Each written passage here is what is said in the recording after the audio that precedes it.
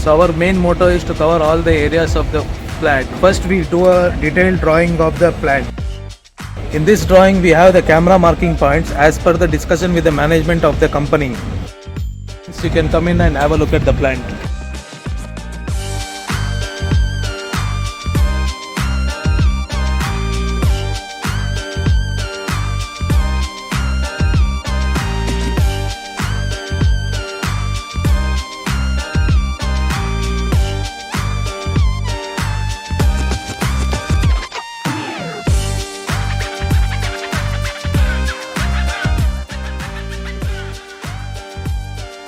So the company have provided us with this drawing markings and they have finalized the camera points, and we are here today doing the installation. Our guys are doing the installation there. As you can see, all the cablings have been done by the professional team, and if you want any professional installation of the CCTV cameras, you can anytime contact us.